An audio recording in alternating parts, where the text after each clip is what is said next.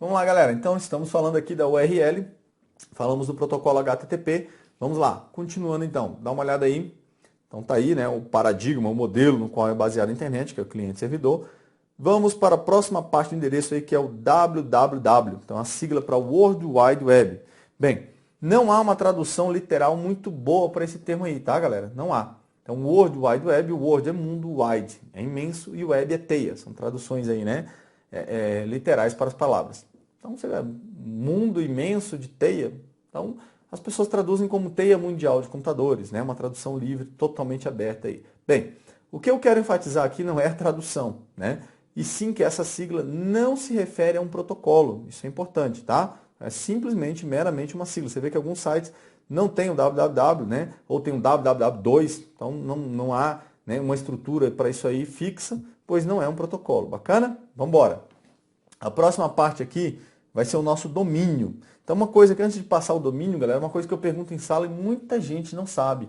Quem é que controla a internet no Brasil? Então, para aqueles que não sabem, saibam que quem controla o órgão, né, responsável pelo controle, controle não no sentido de censura, né, de proibição. Não, isso não há no Brasil. E sim o controle no sentido de, né, regulamentar. É o CGI, que é o Comitê Gestor da Internet. Então, dá uma olhada aí. Então, esse domínio, tá, ele é atribuição aí do CGI. Especificamente dentro do CGI, galera, nós temos uma unidade do CGI responsável por controlar os domínios do Brasil, que é o Registro BR. Então, vejam que o meu site termina em BR. E, mais do que claro, aí que o BR refere-se ao quê? É ao país, né? O chamado CDN. Então, é o domínio de país, certo? Bem, galera, olha só, eu quero registrar um domínio, como eu registrei o meu, eu tenho que recorrer, portanto, ao Registro BR, para verificar se ele está disponível ou não, tá? Dentro da categoria que eu quero também. Então, você vai ver que existe uma divisão, que são chamados domínios de primeiro nível, né? No meu caso, eu usei o Pro de professor, tá certo? Então, BR do país. Aí, dentro do país, criam-se aí as divisões chamadas domínios de primeiro nível. Bacana? No Brasil, atualmente, nós temos 70 DPNs registrados. Pode surgir amanhã mais, ou pode, né, deixar de existir algum. Então, o Pro tá aí, eu vou citar daqui a pouco outros para vocês, tá? Então, fica a dica aí, quem controla a internet é o CGI, Comitê Gestor da Internet. Estou repetindo porque é importante. Vamos embora. E aí, como eu já falei, nós temos a categoria aí que... Vejam, galera, isso aqui, como está escrito aí, refere-se ao tipo de atividade que o site exerce. Bom, isso na teoria, tá? Na teoria. Então, Pro é para professores, mas o cara que não é professor consegue registrar um site como Pro? Consegue. Não tem esse controle, né, rigoroso, no sentido de apresentar ali algo formal para dizer que você é ou não é professor, tá? A não ser para algumas categorias, como o Gov, para o governo, etc. e tal. Mas para outros, o Com é usado para tudo, né? Teoricamente seriam para sites que exercem atividade comercial. Teoricamente, tá? Para sites que exercem atividade comercial. Bem, vamos lá então. E aí nós temos o BR, como eu já falei, que refere-se aí ao país de origem, no caso aqui o Brasil, né? Então, dentro do Brasil nós temos algumas categorias. Separei aqui as principais para vocês, que são 70, não vou colocar 70. Então, mas, se você quiser dar uma olhada em todas, você acessa o site do CGI, especificamente lá no Registro BR, e procura lá o catálogo, a lista dos DPNs do Brasil. Então, tranquilo, vai estar lá. Tem para psicólogo, tem para taxista, né? De repente você quer registrar alguma categoria específica, você vê se tem lá para a sua. Beleza? Então, dá uma olhada aí. Então, temos aí org, para entidades não governamentais, sem fins lucrativos. Edu, na teoria, né, galera? Edu, para organizações educacionais. O Gov, para entidades do governo, né? Não só federal, mas também estadual usa, né? TUR, entidades da área de turismo. O B, opa, aí no B nós paramos um pouquinho, por quê? Porque o B é diferente dos demais, por ter apenas uma única letra, tá? Como você viu aí para entidades bancárias. E quase não se vê a aplicação na prática, né? Existe, mas quase não se usa.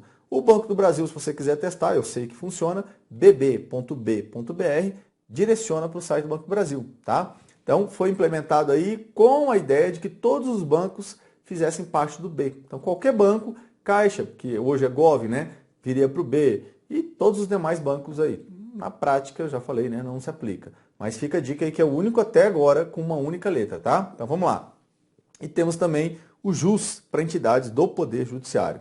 Bom, agora nós conhecemos aí a estrutura de um URL, vamos acessar um URL. Obviamente que eu vou no navegador, vou digitar lá na barra de endereço, né, a forma tradicional, pode ser feito de outra forma, mas essa aqui é a forma convencional. Vou digitar o endereço que eu quero acessar. Por exemplo, aqui eu quero ir para o site do Google, tá? Eu digitei www.google, lá, pum, vou dar Enter. E aí você sabe que, estando tudo certo, vai carregar a página do Google. Mas, pensando tecnicamente agora, você tem alguns detalhes por trás disso aí que você já sabe que não é suficiente esse endereço aqui, não é?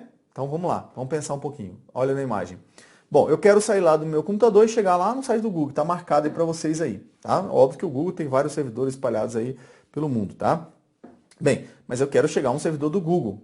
Tá, se eu quero chegar a um computador específico do Google, eu preciso saber o quê? O endereço IP da máquina, certo? Que é o localizador realmente que vai permitir chegar àquela máquina. E não o domínio, o URL lá que eu digitei. Entendi. Então, bom, eu tenho que descobrir o IP e eu não digitei o IP lá, como é que eu faço? Dá uma olhada na imagem então, galera. Se eu tenho que saber o IP da máquina para chegar a ela, aí eu vou precisar de um protocolo que faça isso. Esse protocolo é o protocolo DNS, que é o Sistema de Nome de Domínio, tá? Então, o Sistema de Nome de Domínio, tá ok? Vai fazer o quê? Ele vai permitir que eu digite o endereço sem precisar saber o IP. Não vou me preocupar com isso, até porque para nós, seres humanos, é mais difícil lidar com números do que lidar com letras, com palavras, né? Então, essa preocupação é passada para o DNS, que é através de uma estrutura hierárquica, né? Ou seja, tem vários servidores DNS que vão aplicar esse princípio, tá? Espalhados pelo mundo. Então, no Brasil, obviamente, há alguns servidores DNS que vão fazer esse papel. Qual o papel, Jefferson? Vamos acompanhar aqui, dá uma olhada. Então, qual o problema que nós chegamos, né? O problema é que eu, usuário, né, eu vou passar para o servidor DNS um nome, certo? E eu quero que ele me devolva o IP. Então, ele vai procurar entre os servidores DNS que existem. Lá no servidor DNS existe uma tabela, né, mais ou menos assim, e ele vai procurar o nome que eu passei. Opa, tá lá? Tá. Então, ele vai me devolver o quê? O IP daquele site. Então, vejam o que aconteceu. Eu passei o nome e ele me devolveu o IP. Tá? Então, esse processo é chamado de processo de resolução do DNS. Então, qual é a função do DNS? É converter, tá? Converter um nome em um IP, ou vice-versa. Então, se eu digitar o IP, Jefferson, lá na barra de endereço do meu site, eu vou acessar o site? Vai. Tá? Então, eu preciso do DNS, na verdade, para navegar na internet? Não. Eu preciso do IP. Mas, como para nós, eu já falei, é difícil memorizar os IPs e tal, e saber todos os IPs, teria que ter uma tabela, ter acesso à tabela dos IPs, o serviço DNS, obviamente, que ele torna-se imprescindível no contexto de facilitar a navegação. Isso aí é indiscutível. Mas ele é imprescindível para navegar na internet? Não. Tá? Se o DNS não estiver funcionando, eu souber o IP, eu digito o IP. Então, pegou a função dele, importante. Acompanha comigo aí. Agora que eu tenho o IP, que eu realmente posso localizar, né, o servidor do site que eu quero acessar, e aí eu faço a requisição ali, nesse exemplo aqui, via HTTP, e tenho uma resposta também, obviamente, via HTTP, carregando então o site que eu quero. Tá? Então isso é necessário, como eu disse, sem que eu saiba o IP para que aconteça essa conversão. Detalhe importante, galera, dá uma olhada aí. Bom, eu tenho que lembrar que o DNS, a função do DNS é diferente da função do DHCP, são protocolos distintos. Embora os dois aí trabalhem com IP, né, digamos assim, digamos não, os dois trabalham com IP, mas de forma distinta. Como? Vamos lá. O DNS ele converte, né, um nome no IP. Pode-se usar a palavra traduz aí também, tá? Já o DHCP não. O DHCP ele atribui dinamicamente, a função dele é atribuir dinamicamente o IP à máquina. Então vejam, o verbo, né, atribuir, designar e o outro converter, traduzir. Então preste atenção nessa diferença, anote, né, esse esqueminha aí, pode ser ponto na prova, hein? E muita gente perde ponto, porque marca errado. Tem a questão lá falando tudo DNS, vai e marca o DHCP. Ou o contrário, tudo falando DHCP, marca o DNS. É comum essa confusão. Então, por isso, esse esqueminha aqui para você, ó, gabaritar as provas, hein? Vamos embora, ousadia, galera. Vamos lá. Vamos embora, a questãozinha de prova. Os navegadores de internet, como o Internet Explorer ou o Firefox, permite que sejam abertas quaisquer páginas que estejam no formato de arquivo. Opa, olha isso aqui, galera. No formato de arquivo denominado HTTP. Espera aí, Jefferson.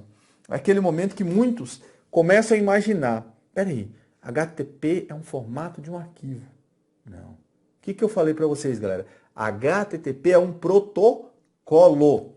tá? Então não é nada de formato de arquivo, nada de formato de arquivo. Protocolo. Portanto, o item está errado. Vamos marcar? E com sabedoria, com ousadia, como eu falei, ó, item errado. Ah, se ele tivesse no formato HTML, beleza, mas HTTP não. Outra questãozinha de prova.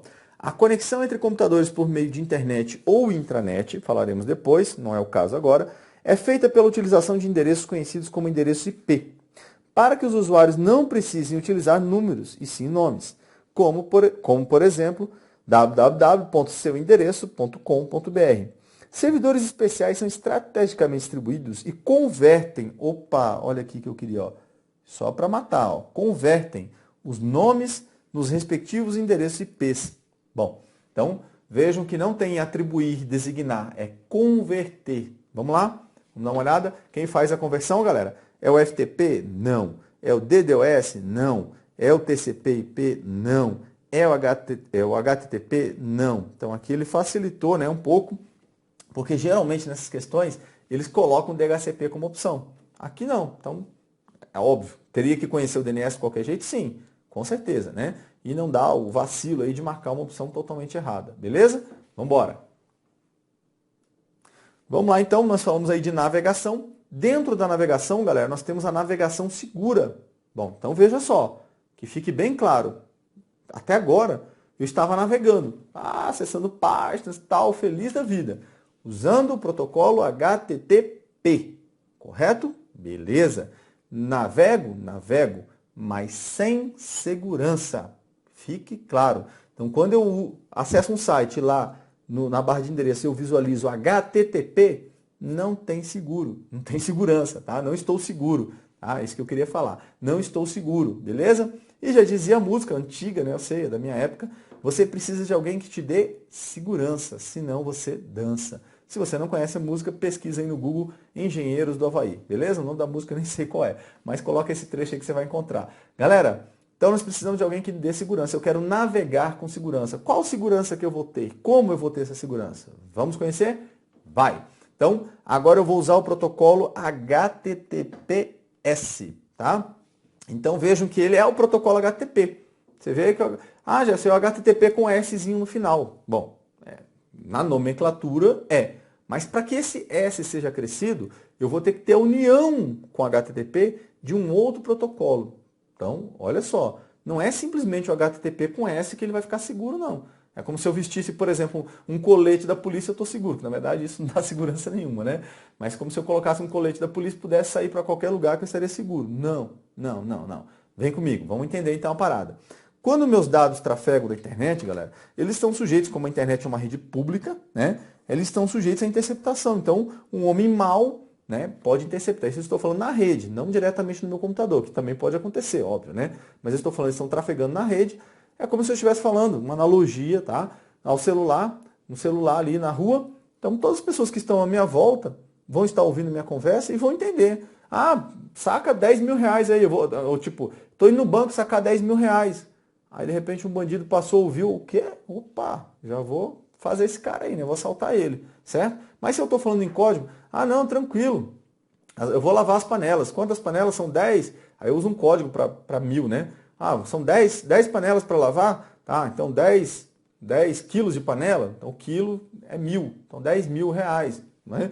Então alguém que vai ouvir, o cara vai lavar 10 quilos de panela. É doido, né? Mas nunca ele vai associar que é dinheiro. Então veja que eu estou falando de uma forma codificada. E aí que nós vamos chegar. Vem comigo. Vamos lá, vamos construir nossa informação. Galera, esse protocolo ou esse aqui que vão se juntar ao HTTP, tá? Então eu tenho aí o SSL e o TLS, eles vão acrescentar, dá uma olhada, essa palavrinha aqui, ó, layer, significa camada. Então eles vão acrescentar ao HTTP o que ele não tem, que é uma camada segura, tá? Esta camada, quando, né, junto ao HTTP, ela vai ser responsável pela segurança agora dos dados. De que forma? Pelo que eu falei agora há pouco no telefone de panela, com quilo e tal, eu falei de uma forma o quê? Codificada, cifrada.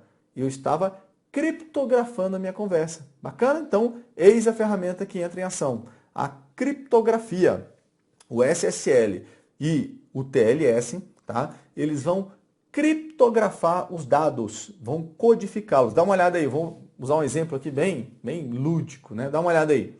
Então, por exemplo, o que eu tenho aí? Um quadrado, uma bolinha, um pentágono e um triângulo. O que eu tenho aqui? Bom, vamos decodificar isso? O quadrado é a letra O, a bolinha, o L, o pentágono, o A e o triângulo, a exclamação. Então eu tenho ali, ou eu tinha já, né, uma informação, só que ela estava codificada.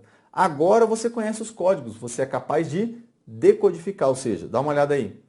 Se alguém aparecer agora, deixa eu apagar aqui, agora, pronto. Agora alguém chegar aí e olhar, vai falar, você está doido que está olhando aí? O que tem essas figuras geométricas? Mas você já conhece o que está escrito aí. Galera, lógico que eu estou usando aqui essa criptografia minha, né? É bem fraca, fraquíssima, né?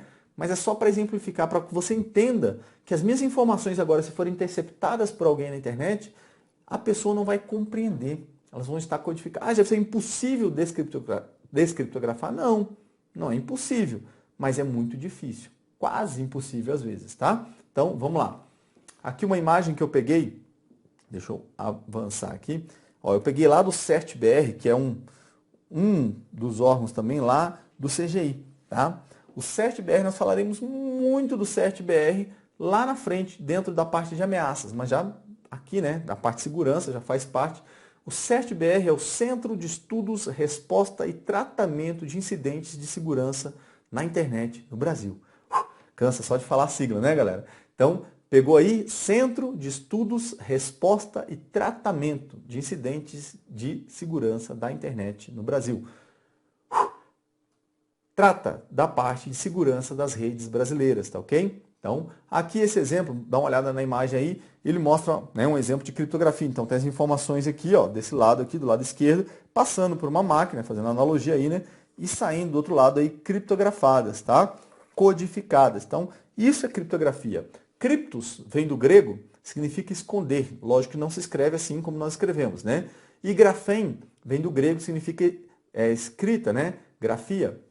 Então, nós temos aí criptografia, uma união dessas palavras lá de origem grega, que significa a escrita escondida ou a escrita codificada. Legal? Então, agora a comunicação entre o cliente e o servidor ela vai ser codificada, cifrada. Então, só o cliente e o servidor vão ser capazes de compreender aquilo ali. O homem mau, se capturar, não vai entender. Ele pode capturar? Pode, mas não vai entender. Esse é o tchan da coisa. Beleza? Vamos lá, galera. Então, nós temos aqui agora o seguinte. Como eu falei para vocês, vai haver a união, a junção do protocolo HTTP com o SSL, que vai resultar no HTTPS, ou do HTTP com o TLS, que também vai resultar no HTTPS, tá? Então vejo que é com um ou com o outro, não é com os dois ao mesmo tempo. Bacana? Então, olha a dica. Eles são usados só com HTTP, Jefferson? Não, eles podem ser usados lá no e-mail, por exemplo, né? Com a junção dos protocolos de e-mail. Então, eles são protocolos seguros, implementam essa segurança criptografando os dados. Legal? Vem comigo. Então, exemplo aqui, galera, numa página usando HTTPS, eu coloquei a página do Banco do Brasil, óbvio que eu poderia ter usado, né, várias outras páginas. Não qualquer uma, porque nem todas as páginas da internet, como nós já vimos, usam HTTPS. Vamos lá, dá um zoom aqui para vocês, ups, e aí você vê ali o protocolo HTTPS. Tá? E nesse navegador você vê o cadeado desse lado. Dependendo do navegador, pode aparecer em outra posição, tá ok? Bem, então, clicando nesse cadeado, você vai ter acesso, né, ao certificado digital da página. Bom, então vou exibir aqui algumas informações do certificado digital. E o que é esse certificado digital? Bem, nós já tivemos questões falando que as páginas que usam HTTPS são protegidas através de certificados digitais. Então, qual é a proteção que há no certificado digital? Essa proteção consiste no seguinte, a certificação digital, isso é todo um processo que há, né? Consiste, na verdade, como se fosse a expedição de uma identidade. Quando você vai expedir, quando você vai tirar a sua identidade, você tem que provar que você é você. E lá você faz até a sua identificação papiloscópica, né? Para provar que você leva a sua certidão de nascimento, que eles vão verificar a autenticidade e tudo. E no fim das contas, comprovou que você é você, a Secretaria de Segurança Pública vai emitir a sua identidade. Bom, no Brasil nós temos a ICP Brasil, que é a Infraestrutura de Chaves Públicas do Brasil, que coordena no Brasil a emissão de certificados digitais, tá? Então grave, ICP Brasil, I de índio, C de casa, P de pato. ICP Brasil, que é a Infraestrutura de Chaves Públicas. É o órgão máximo. Chama-se aí de autoridade certificadora raiz, porque está no topo. Ela que vai delegar poderes, então ela não emite os certificados digitais, ela coordena o processo, mas ela delega e coordena, né, as entidades que farão a emissão, são chamadas de autoridades certificadoras, então sigla AC. Exemplo, o Banco do Brasil é uma autoridade certificadora, Caixa Econômica Federal, os Correios, o SERPRO, tá, entre outras entidades aí que são homologadas pela ICP Brasil e autorizadas, portanto, a emitirem certificados digitais. Qual a finalidade, portanto, de um certificado digital? Bom, a analogia já foi feita com a identidade. E a sua identidade é provar que você é você mesmo. E o certificado digital vem com esse conceito de provar que a página, no caso ali, é realmente aquela página daquela instituição, né? Ou mesmo o certificado digital pode ser usado para pessoas, tá? É importante salientar isso. Eu, Jefferson, quero comprar um certificado digital para provar virtualmente que eu sou eu, alguém do outro lado do mundo ou em qualquer contexto na internet. Então, eu vou assinar digitalmente os documentos e comprovar às pessoas que eu sou eu. Então, para emissão de certificado digital, tanto a empresa quanto a pessoa física, né, jurídica ou física, elas têm que comparecer, tá, presencial nesse caso, a uma autoridade de registro. Então, é importante isso porque o processo não é todo virtual. Bom, então vai comparecer uma autoridade de registro para provar, levar os documentos necessários da empresa, do site, né, o que for, ou da própria pessoa, para comprovar quem ela é. Então, o certificado digital é como se fosse um documento, é um documento eletrônico que funciona como se fosse uma carteira de identidade virtual, né? Olha, eu sou eu. Então, você vai verificar o certificado digital da página